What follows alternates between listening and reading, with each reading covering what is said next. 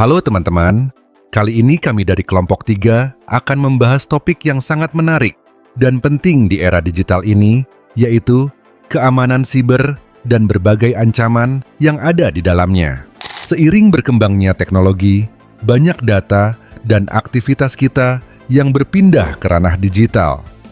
Tetapi, tahukah kalian bahwa kemajuan ini juga memunculkan risiko baru yang tidak bisa kita anggap remeh? Mulai dari keamanan jaringan hingga aplikasi, ada berbagai aspek dalam keamanan siber yang dirancang untuk melindungi data dan informasi kita dari ancaman digital yang dapat membahayakan. Yuk, kita kupas tuntas tentang keamanan cyber, cakupannya, dan juga bagaimana ancaman ini berdampak hingga ke ranah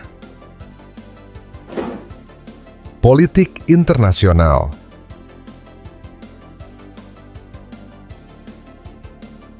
Keamanan siber atau cyber security adalah upaya untuk melindungi sistem komputer, jaringan, aplikasi, dan data dari ancaman digital yang berpotensi merusak atau mengakses informasi secara ilegal.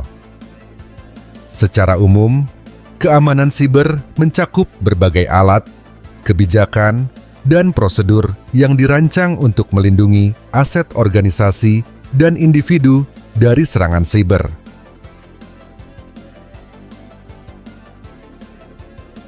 Keamanan siber memiliki beberapa aspek penting yang mencakup 1. Keamanan jaringan. Melindungi jaringan komputer dari penyusup dan serangan malware.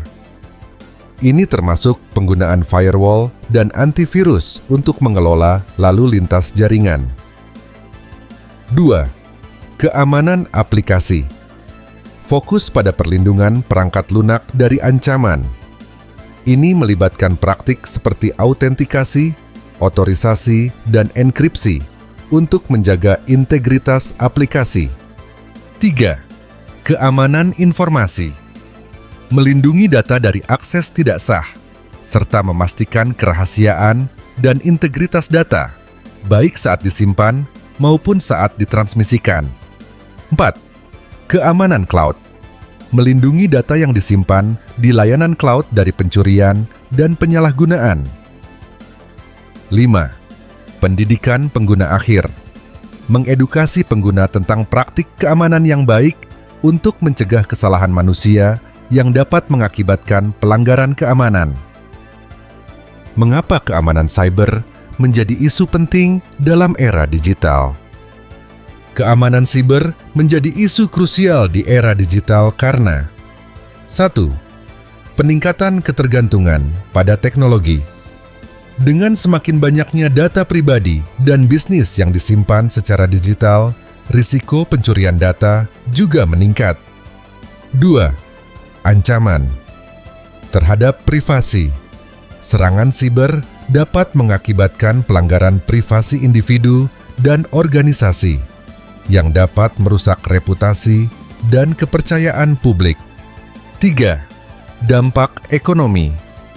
Kejahatan siber dapat menyebabkan kerugian finansial yang signifikan bagi perusahaan melalui pencurian data atau gangguan operasional.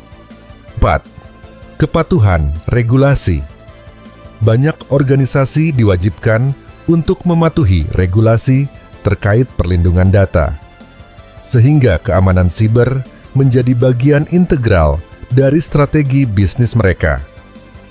Dampak serangan cyber dan ancaman global terhadap politik internasional, serta perspektif dari berbagai aktor global yang terlibat. 1.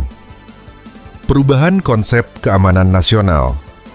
Negara-negara kini memasukkan keamanan siber sebagai bagian integral dari strategi keamanan nasional mereka.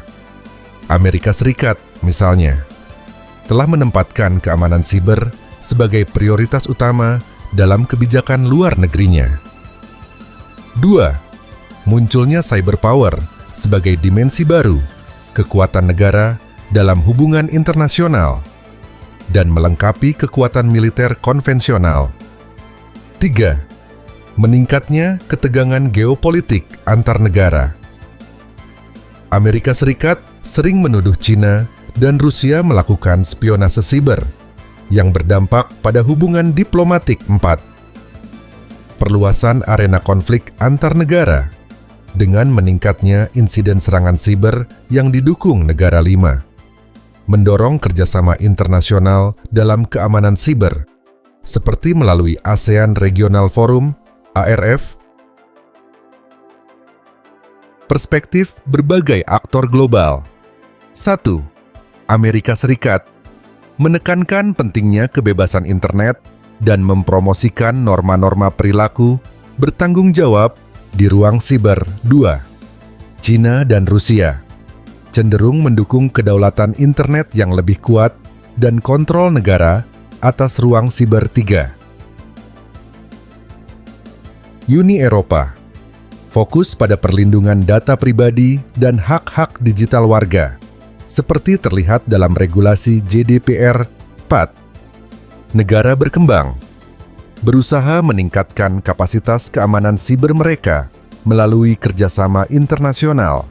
Jenis ancaman siber yang umum di skala global. 1. Malware. Malware adalah perangkat lunak berbahaya yang dapat merusak sistem, mencuri data, atau mengambil alih kontrol perangkat. Contohnya, serangan malware WannaCry di tahun 2017 menyerang banyak perusahaan di seluruh dunia, termasuk di Indonesia, dan mengenkripsi file korban hingga mereka membayar tebusan. 2. Phishing. Phishing adalah upaya penipuan untuk mendapatkan informasi sensitif, seperti kata sandi atau data keuangan, dengan berpura-pura sebagai pihak resmi. Contohnya, di Indonesia, serangan phishing sering muncul melalui pesan yang mengaku dari bank atau e-commerce, meminta pengguna memasukkan data pribadi. 3. DDoS, Distributed Denial of Service. Serangan ini membanjiri situs atau layanan dengan trafik palsu, menyebabkan layanan tidak bisa diakses pengguna asli. Contohnya, pada tahun 2020, serangan DDoS menargetkan beberapa layanan e-commerce di Indonesia, membuat layanan tidak bisa diakses oleh pelanggan. 4. Man in the Middle, MITM. Penyerang mengintersep komunikasi antara dua pihak, memungkinkan pencurian data atau manipulasi informasi. Contohnya, di jaringan Wi-Fi publik, serangan MITM bisa terjadi jika pengguna mengakses situs perbankan tanpa keamanan yang cukup, berisiko pada pencurian data. 5. SQL injection teknik ini memanfaatkan kelemahan di aplikasi berbasis web untuk mengakses atau memodifikasi data dalam basis data. Contohnya, beberapa tahun lalu, beberapa situs pemerintah di Indonesia pernah mengalami serangan SQL injection yang menyebabkan kebocoran data. 6. Zero-day exploit serangan, yang memanfaatkan celah keamanan yang belum diketahui atau belum diperbaiki. Contohnya, di luar negeri, serangan zero-day pernah mempengaruhi Windows dan menyebabkan data penting di berbagai perusahaan bocor sebelum celahnya ditutup oleh pengembang. 7. Ransomware. Ransomware mengenkripsi file atau sistem korban dan meminta uang tebusan untuk memulihkan akses. Contohnya, pada tahun 2021, serangan ransomware Colonial Pipeline. Di Amerika Serikat menghentikan pasokan bahan bakar dan mengakibatkan tebusan besar. Di Indonesia, beberapa rumah sakit juga pernah terkena ransomware. 8. Botnet. Botnet adalah jaringan perangkat yang telah diambil alih oleh penyerang dan digunakan untuk melakukan serangan skala besar, seperti DDoS. Contohnya, pada tahun 2016, botnet Mirai digunakan untuk menyerang banyak layanan internet global, menyebabkan situs besar seperti Twitter dan Netflix offline sementara. 9. Social engineering. Penyerangan ini memanipulasi psikologis korban untuk mengungkapkan informasi sensitif, seringkali melalui telepon atau email. Contohnya, di Indonesia, banyak kasus di mana penipu menelepon korban dan berpura-pura sebagai pegawai bank untuk meminta data pribadi mereka. 10. Advanced Persistent Threat (APT). APT adalah serangan berkelanjutan dan kompleks yang menargetkan jaringan untuk waktu yang lama, seringkali mencuri data berharga. Contohnya, beberapa organisasi pemerintah dan perusahaan di berbagai negara, termasuk Indonesia, sering menjadi target APT yang bertujuan mencuri data sensitif secara diam-diam. Apa saja kebijakan dan strategi yang telah diterapkan oleh negara-negara di dunia untuk meningkatkan keamanan siber?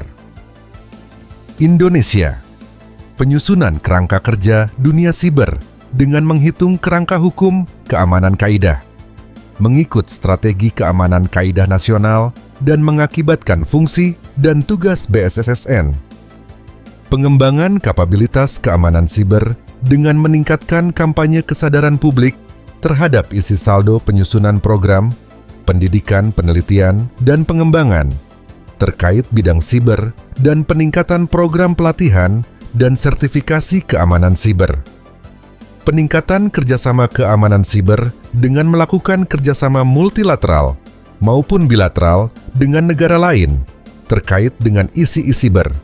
Meningkatkan kerjasama antara pemerintah dan swasta dalam bidang fiber dengan meningkatkan kerjasama internal instansi pemerintah. Sudarmadi Runturambi, 2019 Hal 163. NATO. Pada tahun 2016, NATO menerapkan Ikrar Pertahanan Siber yang kemudian disempurnakan pada tahun 2023. NATO juga memperkuat kemampuan sibernya melalui pelatihan, pendidikan, dan latihan.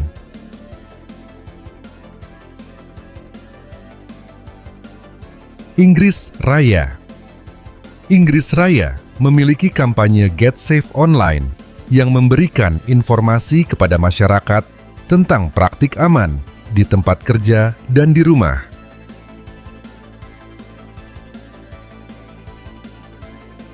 Amerika Serikat 1. Strategi defensif. Strategi ini bertujuan untuk menjaga hubungan baik antar Amerika Serikat dan China, sekaligus menghindari keturunan yang dapat memicu konflik antar kedua negara. 2. Strategi ofensif.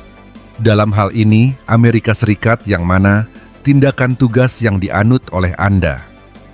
Reka Serigala berpotensi menuju konflik terbuka sebagai contoh upaya ketika penerapan. Jadi, itulah sekilas mengenai keamanan siber dan ancaman digital yang semakin berkembang di era teknologi ini.